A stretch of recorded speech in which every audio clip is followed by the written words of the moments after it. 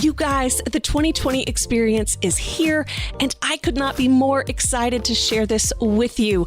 It is a culmination of the many years I have spent participating in high-level masterminds and the many years of leading masterminds.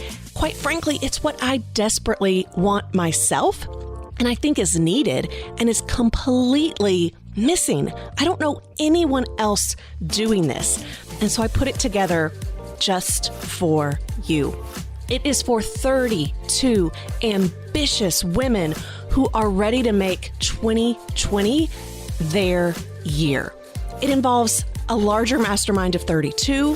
It involves a smaller mastermind of 8. It involves accelerators to really dig deep and get momentum when you need it most.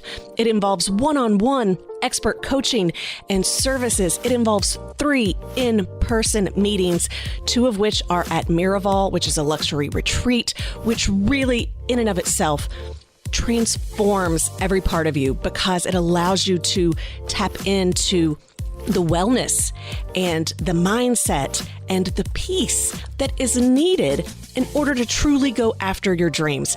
This entire year is intended to help you go bigger than you've ever gone before, to really get outside of your comfort zone and to leave behind those old patterns, those old excuses that keep showing up over and over again, and they're holding you back and keeping you from having the life that you really want. So this program is not for the faint of heart. It is only for those who are 100% committed and ready to go all in, ready to leave their excuses at the door and to really show up in a way that they've never shown up before for themselves, for their families, for their careers, for a group of women that perhaps they've not experienced that before.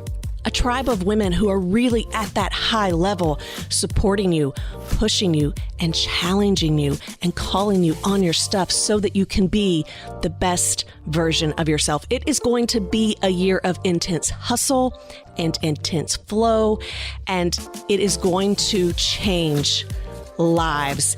And the ripple effect is going to go far beyond just this group of 32 women. But it is here. It is ready for you. If you're looking for a breakout year in 2020, you can apply at 2020mastermindexperience.com.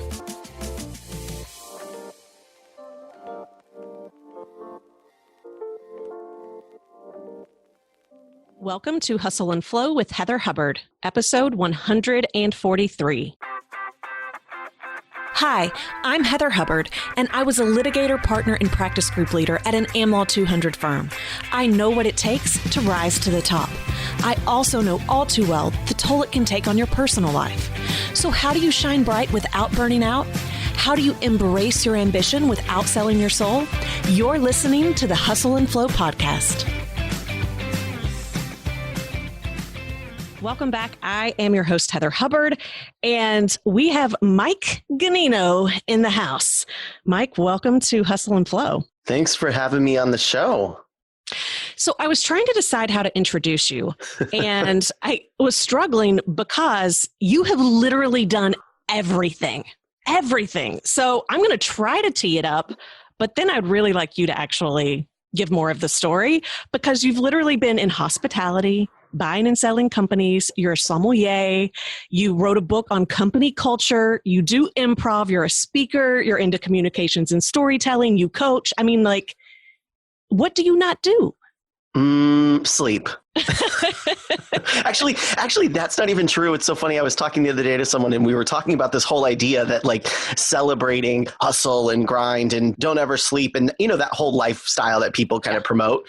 And I was like, I actually sleep like 8 hours a night too. So there's lots of clean my house very nicely. That's something that I think my significant other would like for me to do more. So we'll go with that. Well, how did you navigate this career though? Right? Like, I mean, you've clearly I presumably followed your heart each step of the way. So what did that journey look like for you? How did you make those pivots and those transitions? You know, for me, it was I always just was in this mindset of saying yes and to whatever was happening. And I did improv for a long time at Second City and improv, there's all the schools, and I went to all of them and worked at all of them and did everything.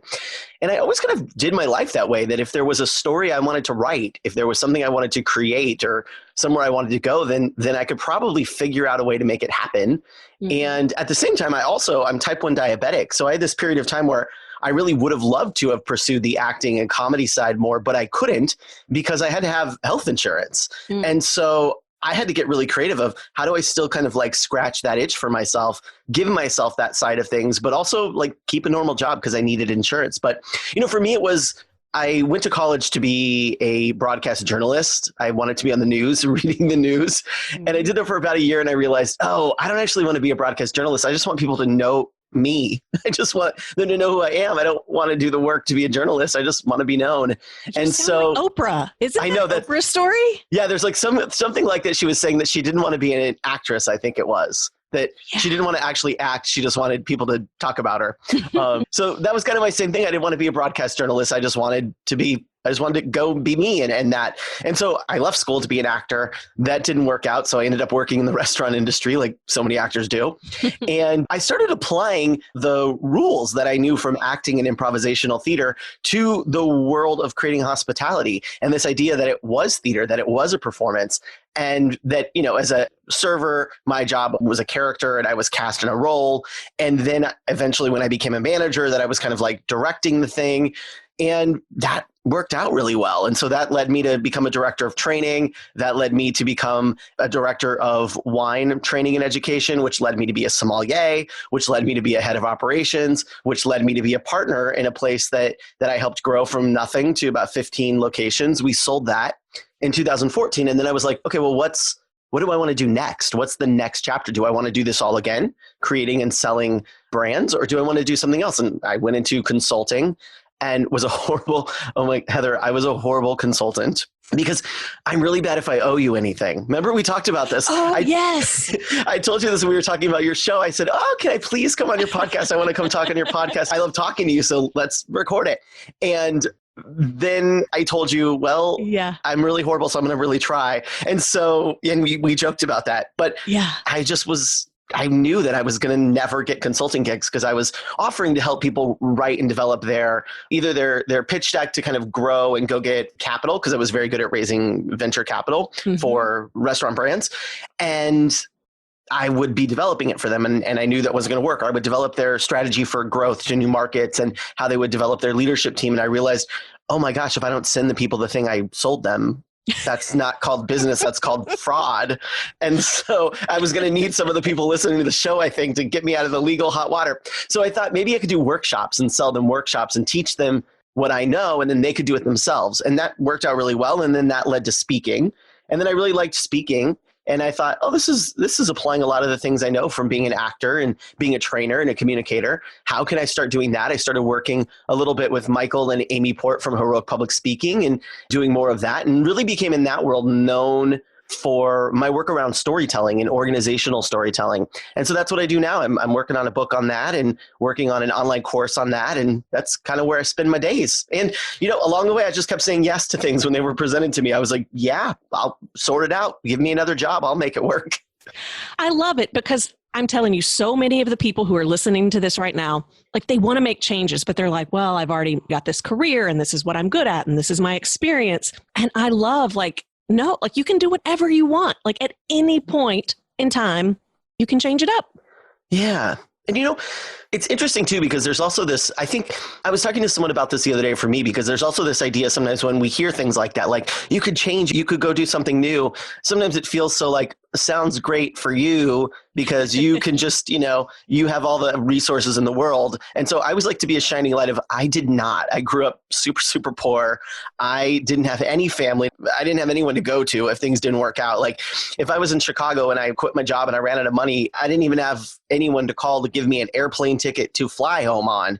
Mm-hmm. And so the reality for me was never that I just ran away and did the next thing. I always had to kind of work on, okay, how can I keep my foot in this world? Because, honestly, like I said, I needed the health insurance. How do I keep my foot in this world while also starting to add in some of these other elements that I want? How do I keep doing that? And so, even with the consulting to workshopping, there was a period of time where I had to do more consulting than I wanted. And I really had to force myself to sit down and say, I've got to write the plans. I've got to give them, I've got to do this. I would have my husband sit down and help me with that, to be like, okay, you've got to make sure I do my homework. Really, we would joke, because I knew that I wasn't where I wanted to be on the workshop side yet, but I had these consulting clients. And so I said, okay, great. I can't just walk away from it. I've got to figure out how I balance both.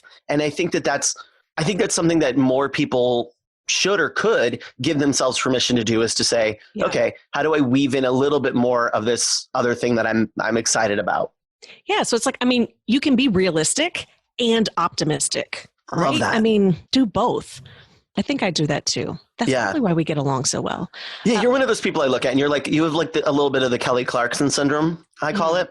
Because, she kind of does, she's got a talk show, she's got a concert tour. I just got an email this morning that she has a Las Vegas residency next year. And then I got a quiz a couple weeks ago, a survey to like, would you go on a Kelly Clarkson cruise and what would you want? It was super specific about price points and things. So I'm sure they're planning it. And I thought, this person literally is just saying, all right, when you are hot, then you take advantage of it and you do what you got to do. And you have a little bit of that to me. You seem like you're doing all of these cool things that you're excited about doing, that you're not doing because it's like, this is the thing I'm supposed to do. It feels to me when I watch you from the outside that you're kind of plucking the things you're really into and making them work for you. Does it feel that way on the inside to you? Well, right now I'm just blushing, and I'm so flattered that you would compare me to Kelly Clarkson, because clearly I love her, right? Like, anyway, she cracks me up. I love her sass. So yes, I will say yes to all of that just because it makes me feel great. We can join each other on the cruise next year, the Kelly cruise. Oh my gosh. Yes. Yes. Okay. So speaking of female pop stars, we also share a love of Taylor Swift. We do. Right. And I actually was reading somewhere where you were talking about making your career moves. It's kind of like doing the country to pop like Taylor move as a storyteller. Right. So, okay, I really get into marketing and branding. And obviously that goes hand in hand with storytelling. And I think that she is one of the ultimate storytellers, both in her lyrics, but even in the way that she runs her business, because she is wicked smart in her branding. It's all about an experience. It's all about a story. Can we talk about that? Yeah, I think we should. Surely you have opinions on it. I think it's important. It's so funny. My really good friend, Jackie Huba, wrote a book called Monster Loyalty, which was all about, it was really during like the height of Lady Gaga, like the world tour version of Lady Gaga. Not that there's not height now because she's winning Oscars, but during like the world tour time of Lady Gaga, she wrote Monster Loyalty, which was all about how Lady Gaga, I think it was a little bit more around customer service, but it was about branding and how she created this, because she calls her fans little monsters. And so the book was called Monster Loyalty, of how she did that. And I'm always shocked, maybe we need to write it. I'm always shocked that no one's written a book like that about Taylor Swift's approach to branding, positioning, and marketing herself, because she is a wizard at it. But maybe that's you, maybe that's us, Heather. Maybe we're supposed to write it. Oh my gosh. Maybe, if it allows us to meet her and become her friend, I'm into it. I feel like if you write a book about someone, like especially like a complimentary book, you're not writing a tell-all about them. I feel like they're supposed to meet you. But I think, my comment on the Taylor Swift thing goes hand in hand with what I just said about kind of maintaining what you're doing and walking your audience with you to the new world you want. So for me, it was from the restaurant world to the consulting world to the workshop world to the speaking world to the story and, kind of brand communication, public speaking coach world. And now I'm slowly making this transition from a lot of corporate work to more one-to-one work with people, online courses, leading my own events, those kinds of things. And I think it's really scary if you just leap over. And so I always made this joke that I went through this Taylor Swift period. So when I first started speaking and consulting and workshopping, it was around company culture. It was helping people do what I had done, which is build these very branded, positive, Disney-esque cultures inside of the organization, because we knew that would result in the highest valuation. It was a direct link to how you could be valued for venture. And so for me, that's what I did for so long. And I realized like, I just don't want to talk about it anymore. I got to a point where I was like, I wrote the book, I did the speeches, I've tackled that, and I'm not that interested anymore. I don't want to do that. I really want to go all in on storytelling. And it's not just storytelling, it's also story listening. How do we listen to the stories of other people? How do we listen to the stories of our ideal clients, of our employees, of, the marketplace? It's all of that. Mm-hmm. And I knew that I could just change my website and be like, hey, new shop, under new management. But I also knew that people would forever look at me as the culture guy, because when you look me up on Amazon, that's what you find. You find the book I wrote on culture. And I also realized that everyone is not watching every single thing I do. So every single thing isn't that rude? It's so disappointing. But it's like, they're not watching every single Facebook post. And so I still get today people reaching out to me very specifically about a restaurant thing of, hey, do you know anyone who could be a good manager in this area? And I was like, I haven't thought of that in like 7-8 years at this point. Yeah. And it takes longer for them to follow. And so I knew that I couldn't just overnight go from company culture to story guy. And so I did this period where I thought, well, if company culture was my country albums, like Taylor Swift, and storytelling is my pop album, then I need to do a crossover album. I need to do a country pop album like Taylor did. And so I thought, okay, well, how do I slowly bring my audience with me instead of shocking them? And that's what she would have done. If she had done her very, very country album and then just did a pop album next, people would have been confused. And so she transitioned them. And I realized that's what I needed to do. And so I started branding on my website something called Story Culture. And it was around how culture is just a series of stories we tell and stories we believe and stories we create. And then I did that for about a year. And then I slowly transitioned people over to completely story. And I think that that's another opportunity for people is how can you bring your clients? How can you bring your, even your family? How can you bring them with you on the journey so that they're not all surprised one day when you wake up and you have, pink hair and you're a totally new person? Right. Right. And one of the things that she does well, so I'm thinking of like, reputation to lover. They couldn't be more different. And she's literally saying that's like one is dark, one is night, one is day. But she still takes her fans on this journey because everything she does from her videos to her lyrics, like she still ties in old stuff, right? So it's always this journey together, even if like it's a new movie or it's a new chapter or whatever else. It really is brilliant. Makes sense, right? To say, I'm putting this new container into our experience together right now. This is what we're about. This is what's going on for us. But there's all these little Easter eggs to the past. We're not just forgetting what we've been through together. And I think that's really interesting. Okay, I could literally talk for hours about her branding. Well, even the way she launches stuff, right? Like, I mean, such a great launcher. She's so smart. You guys, great news. The 2020 planners, project pad, and bookmarks are finally here.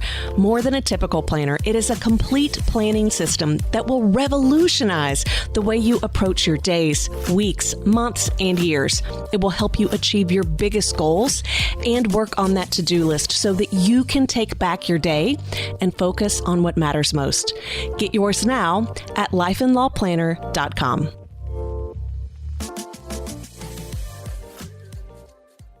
But let's talk about storytelling, because I think a lot of times, a lot of my listeners are professionals. And so they're like, well, that has nothing to do with me. I'm not a creative. Maybe I'm not even a speaker. Or when I do speak, it's very, cut and dry, or I'm just in front of a boardroom or a meeting. And you and I both know stories matter there more than ever. But share that. Let's talk about that. For people that are thinking, well, stories aren't relevant to me. How are they relevant? It's interesting. We think that people make decisions because of knowledge, because of information. We think if we just put the right information in front of them, they will do the right thing. The right way will win. But if I asked the people listening, has that always been true? Of course, the answer is no. We can think about what is the very classic kind of movie book theme. It happens a lot in movies where there's a middle-aged guy who's a little overweight, who is stressing out all the time, who's got the crazy job. When does he make a change, a significant change in his lifestyle? It's when he has a heart attack, right? Mm-hmm. That's the classic movie thing. Well, did he not know before what he should have been eating? No, he knew, whether you're paleo or keto or vegan, all of those plans are about a more sensible way of eating. And eating real things. So he knew that. And did he know that he should, at the minimum, just go walking every day? Go walking for half an hour or something and increase it to an hour. You don't even have to go and do CrossFit or anything like that. Did he know that before? Absolutely, he knew that before. At this point in 2019, do you know that meditation is something that's good for you? Yes, it's not just science. It is science, actually. It's not just woo-woo like things like people in LA do. It's actual scientifically proven that it changes your chemistry in your body. And did he know that? Absolutely, he did. So why didn't he change it? It wasn't knowledge. He wasn't missing knowledge. Knowledge was not power in this case. The information did not cause it. It's when the story became, you're gonna go away, dude. You're going to leave your family. You're going to leave your legacy. You're not going to be here. That's the story. And he changed. And so we think if we get in front of folks and we give them the right information, they'll decide the right way. And we know that's not true. And so the amazing thing about storytelling, it acts like a container. It acts like, the peanut butter that you would put the little pill in to give your dog or your pet.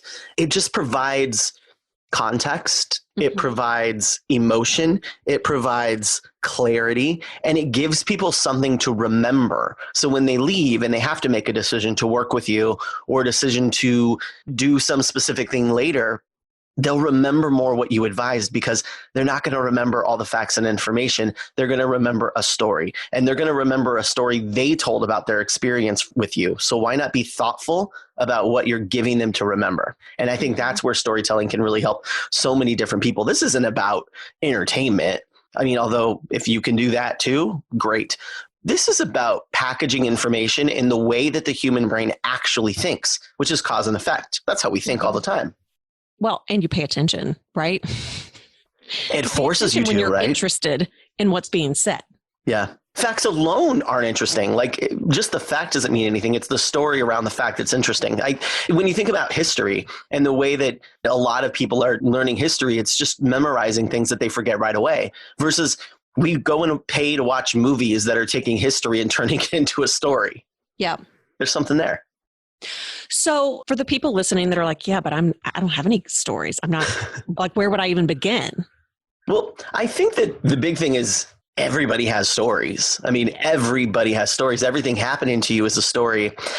And I think it's simple. I mean, start and say, I have this little guide that I give away that's the 5 stories you have to master in business, the 5 kinds of stories you need to be able to tell. And there's the stories about you, so yourself. And what's interesting is my take on that is they're not actually stories about you.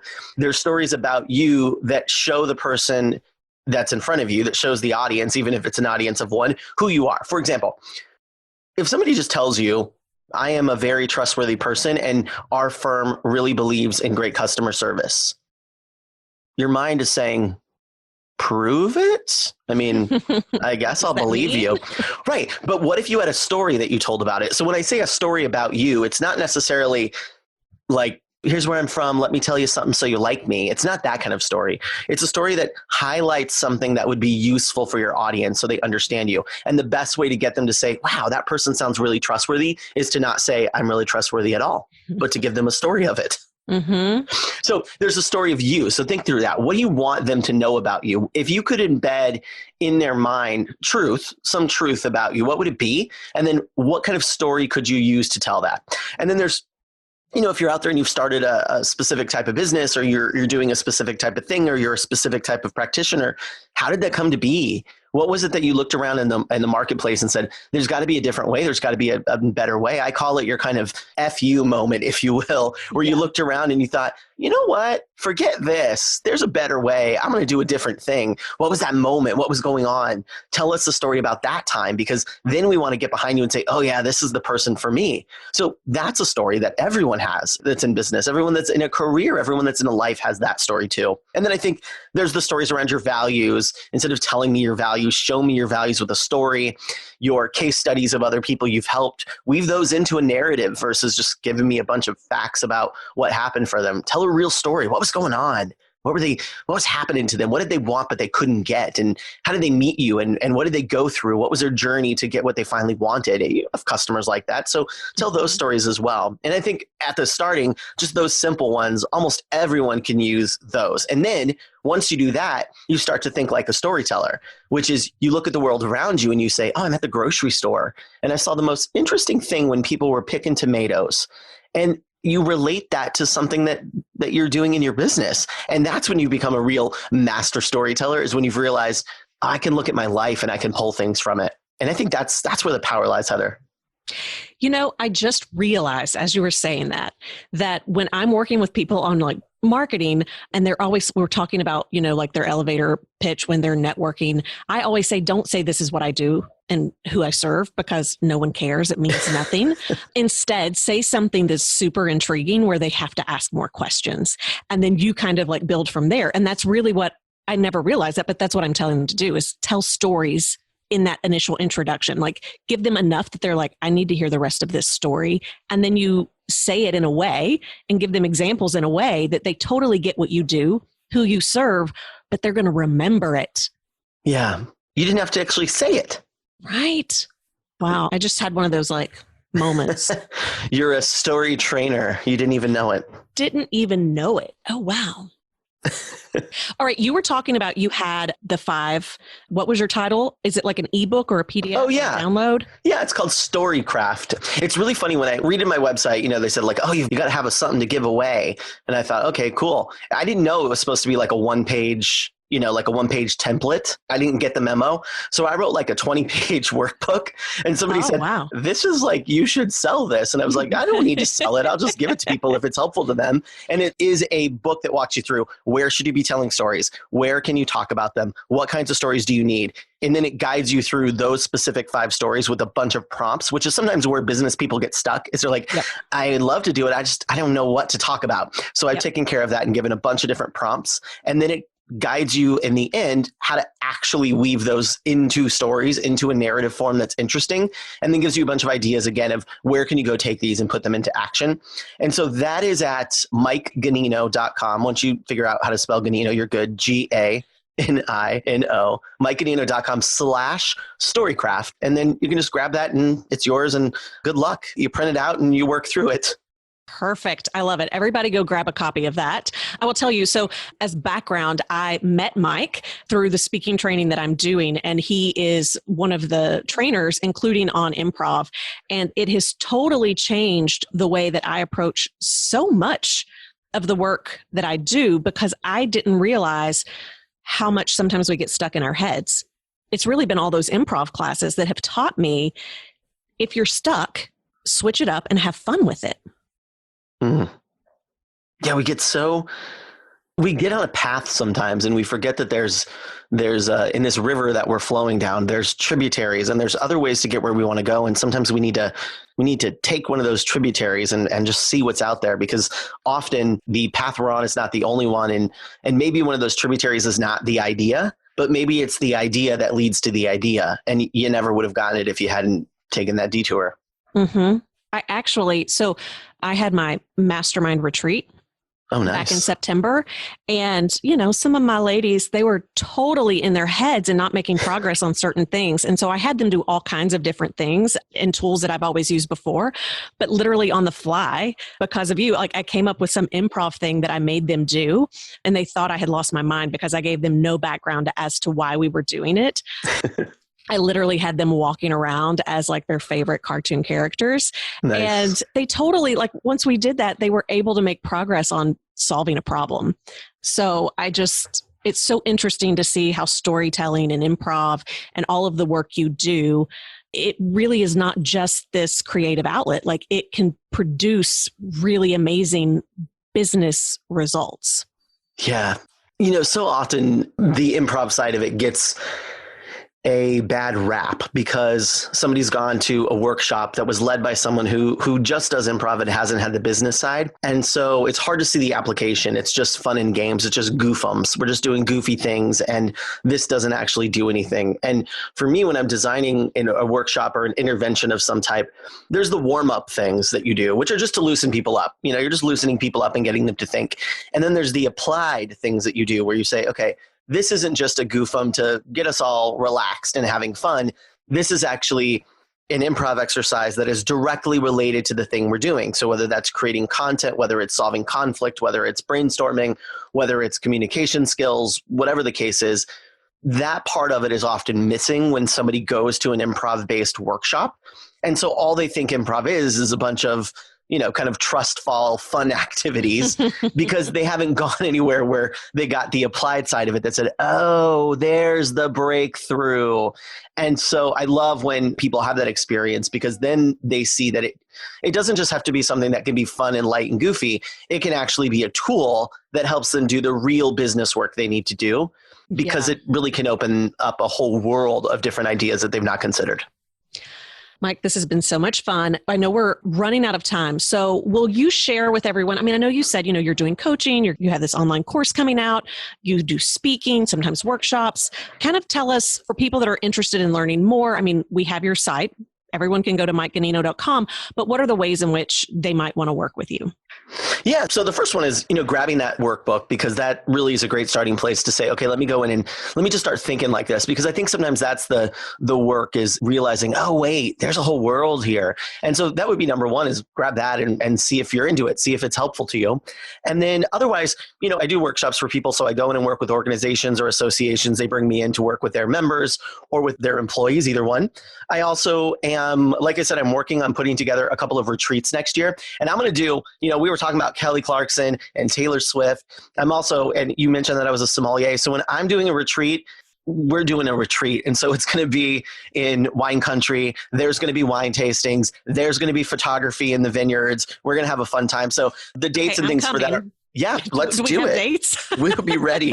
And so that'll all be from my email list. Everyone will find out when those launch as well. So that's probably the best place. And then also I do individual coaching. So if somebody is interested in, working on a specific story or just working on the skills in general, then I do that as well. And so the place to start would be to go grab that guide, and then you'll have my email address. You'll get an email from me that says, hey, what's keeping you up at night? And me responds to those. So hit me back and we'll get a little chat going. Mike, this has been so awesome. Thank you so much for coming on the show, and I will see you soon. Thanks for having me. Hopefully everyone else gets the download, checks it out, and then let's all just let's go do this retreat in wine country. I'm in. Awesome. See you there. Thanks. Bye. For show notes, downloads, and other free resources, and to keep the conversation going, head on over to hustleandflowpodcast.com. See you there.